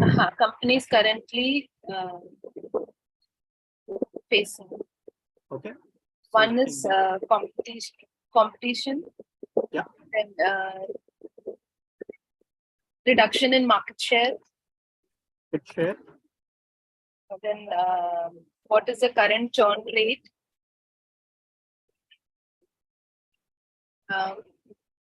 And how the profit and or what is the profit and loss of the financial status of the company? Here we can look at marketing mix also. How competitors are doing. Okay. Marketing mix. Marketing mix. Current market. Yeah, you can also get look at the new customers acquired on a week on monthly basis. New customers. New customers acquisition. How much is happening? What is happening? Who are these customers? All right, great. Let's take it to the next one. Diagnostics. So why things are happening? What would you like to inquire at this stage? What kind of questions? Why? So any particular thing that you would want to see at the diagnostic stage? For example, one can be reason for churn, like the other case. Reason for the churn. Yeah. Okay. Anything else anyone wants to add? Geo team was also looking at reason for data versus voice, okay, because they're thinking about growth. Okay, over here for us. How can we improve the technology to? So how can we improve the technology? Also, ways to reach out to new people, and convey the brand proposition to them. Okay, conveying. Okay, conveying is a good point. Conveying, or basically the communication part. How is Yeah. it happening? What are we communicating? For example, Vodafone Idea. If I look at them separately, okay, probably there is a different brand equity. If we look at them together, there is a different way the customer perceives. Okay, we can think about that. All right. Let's go to predictive. What would you like to predict as a Vodafone Idea team? What would you like to forecast for your comeback? Higher market share.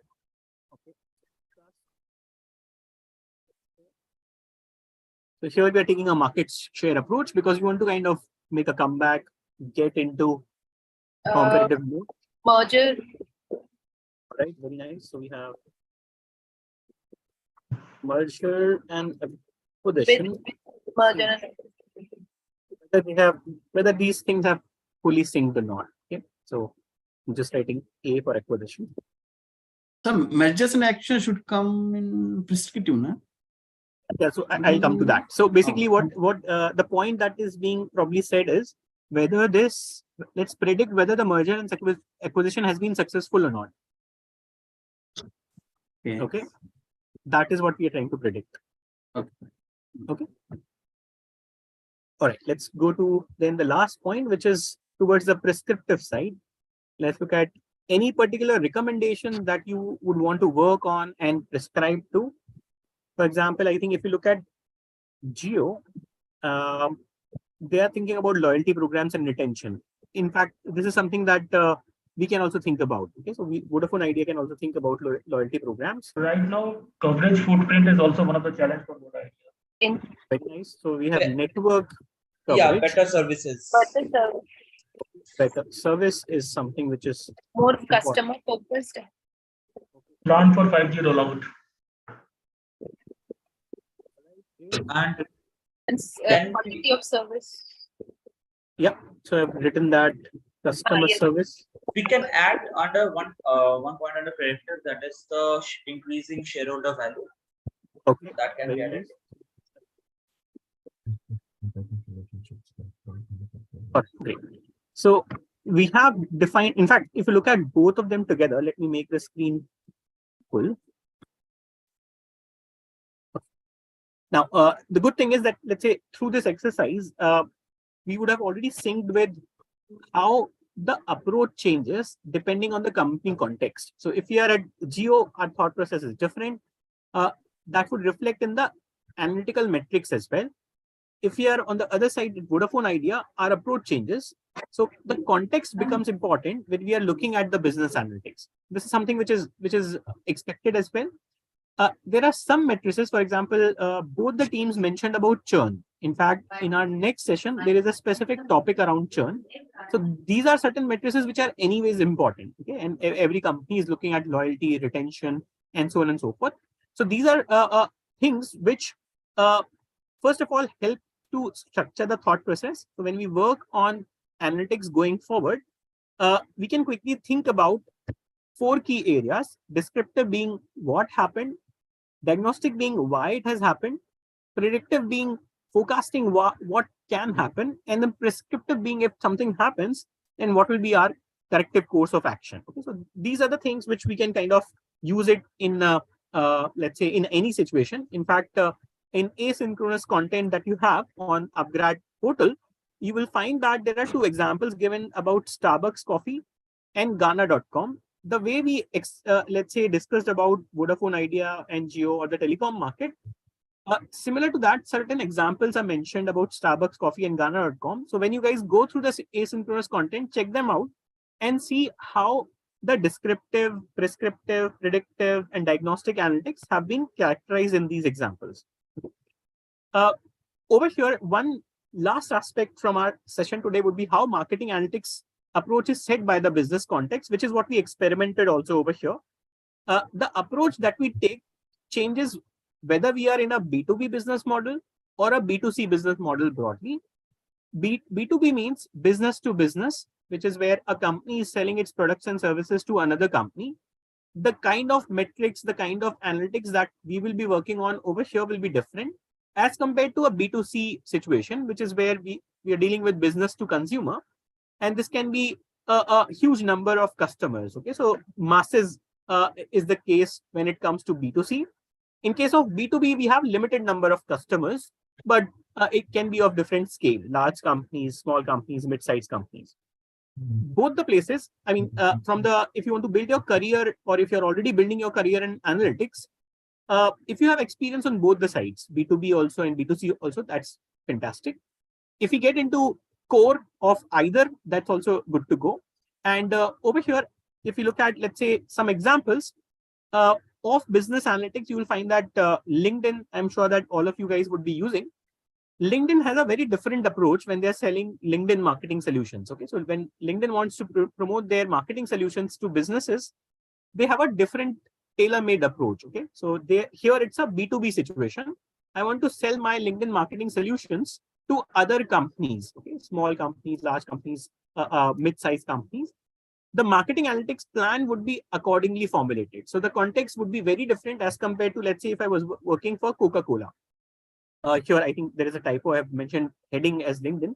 But if Coca-Cola wants to promote their product to masses, here we would want to go with a segmented approach. Segmented approach would be, we classify customers, let's say youth as a one segment, you have mid-size, mid-age professionals as another segment, and so on and so forth.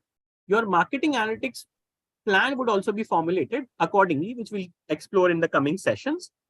Over here, another thing that might change is the different types of data that we capture for marketing analytics. There are some key formats. For example, every company will capture, whether B2C or B2B, we will want to know customer data. Customer data can be about how customers interacted with our product. Are they buying online, offline? What is the demographic, age, gender, and so on and so forth? What kind of behavior they exhibit? Are they repeat buyers? Are they buying just once? And so on and so forth. These kind of data points we club under customer data. Then we have internal or core marketing data, which can be financial or non-financial. So let's say what products customers are buying. What are they looking at? Premium products? Are they buying, let's say, the mass market product, and so on and so forth. On the social media data, we club all the social media interactions, likes, interests, sentiments. We try to look at if people are talking positively about a particular brand or there is a negative sentiment. Macro environmental data is mostly about the economy, and it can be on the national level, industry level, state level, city level as well, and so on and so forth. The last point is brand equity data, and this is especially about the brand. Every brand wants to know, what is the brand awareness? Are people aware about my brand, my company? If they're aware, are they able to recognize our products? If they're able to recognize, are they buying our products? Are they able to recollect? For example, if I ask you guys about a category, mention the first brand that comes to your mind in the chat. The category is coffee. Okay. Mention the brand name that comes to your mind first. If you hear about coffee, let's see what people are saying. You can type in the chat. Okay, Yuvin is saying Pru, somebody is saying Nestle. All right. So we have over here the concept that I put forward is about brand recall. All of us are aware about Brew and Nestle. All of us can recognize also, but can we recall? Okay. Now, interesting thing is, let's say to our group of people over here, the recall of Brew and Nestle was much more as compared to recollecting about Cafe Coffee Day or Starbucks or something else. Okay? So probably the segment that we have is more, recalling Brew and Nestle over here as compared to, let's say, others. Okay? These are the things that probably we classify under brand equity data. And over here on that aspect, I just leave it to you guys for a thought that we will discuss in the coming session. I've created a context for you guys to explore when we kind of go forward in the session.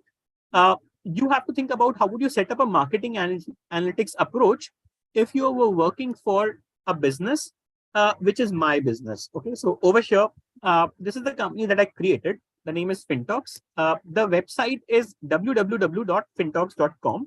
Okay, I'm not promoting my business over here. the idea is just to kind of share with you some real life learnings, which I could experience by building the business from scratch. So over here, what happened was, the plan was, can we create a company which gives us a revenue of 100 crores? Okay, so let's say in 10 years, can we earn 100 crores by financial education being the product? Okay, so we decided about two products, B2C workshops and B2B workshops. All were conducted using Zooms, just like this session, online sessions. And people were participating. First of all, we focused on the Indian market, and then we started taking these workshops outside India. Okay, so we have participation as of now from around 37 countries are there. Everything is online, so very less expenses, entirely digital marketing. And in this context, the question that I keep open with you guys is, suppose if you guys are working on a business like this, if you are setting it up, then over here, what will be the descriptive, diagnostic, predictive, and prescriptive analytics you would want to work on and grow this business? Okay? We'll discuss about this in the coming session, but over here, I leave it at this point of time with you guys. I'll give you the real life insights, and we'll discuss about any specific questions that I could learn from the Indian market. There are some interesting things. Let me mention you some interesting things also. Overall, from this business, which we established in 2019, we earned a revenue of around 40 lakhs. Okay. In this 40 lakhs, the expenses that we have incurred so far is 2.5 lakhs. Okay. So by spending 2.5 lakhs, if we are building a business which is giving you a revenue of 30-40 lakhs, even if it is happening over 3 years, 4 years, it is quite good. Okay. Now the plan is to expand it further.